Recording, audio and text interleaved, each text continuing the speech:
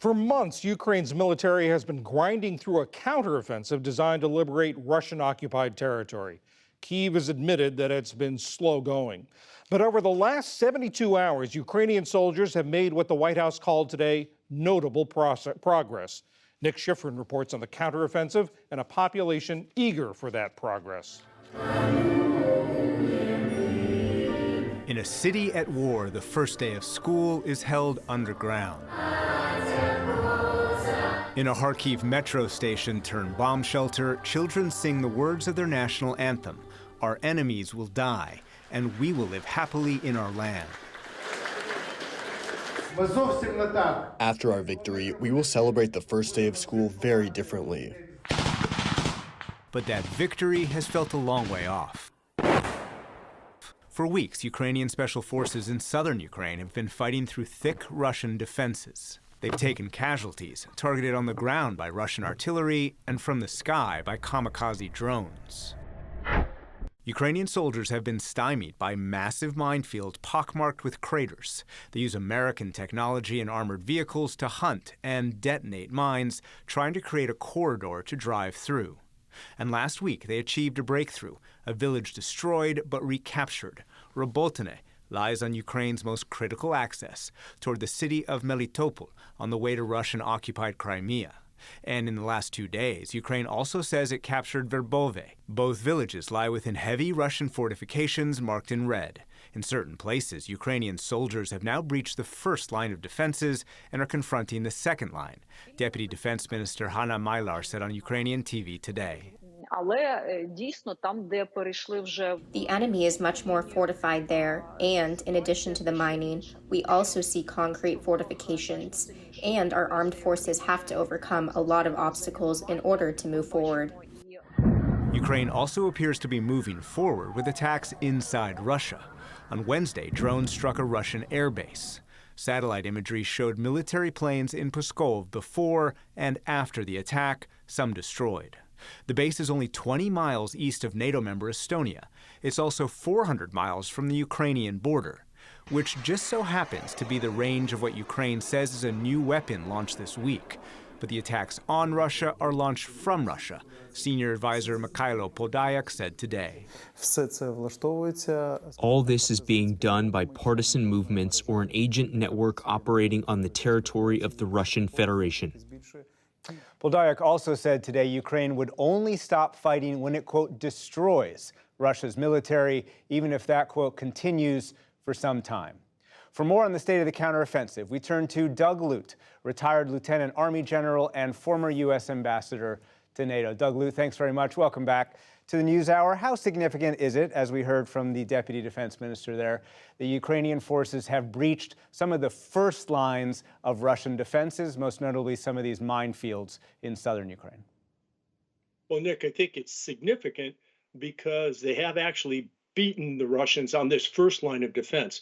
But I also think this first report should be cautioned because there are subsequent lines, at least as bad as the one, as severe as the one they just penetrated, that lay in front of the Ukrainian advance. So it's good news, but it's mostly so far a tactical success without great operational significance. So they've gone through some of these first initial lines, which are mostly minefields, and then they come to the second line, which are concrete barriers. And we have video of some of these barriers. They're known as dragon's teeth. What is the challenge there? And you see them right there. And there are hundreds of miles of these across southern and eastern Ukraine. What is the challenge that those fortifications pose that's different from the challenge posed by these big minefields? Well, if the Russians followed their own doctrine, most of the heaviest minefields would be those in the first line of defense. So the line that reportedly the Ukrainians have already penetrated.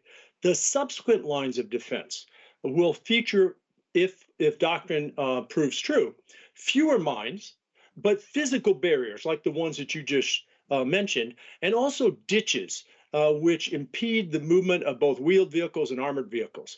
But those together still form an effective line of defense and can channel and focus the Ukrainian offensive, making it a target for Russian counteroffensive. Give us some perspective. How difficult would this task be? Again, across hundreds of miles, through minefields, through concrete fortifications. How difficult would that be for the American military? Look, in the menu of tactical tasks that American armored and mechanized infantry units train towards, this is the most difficult.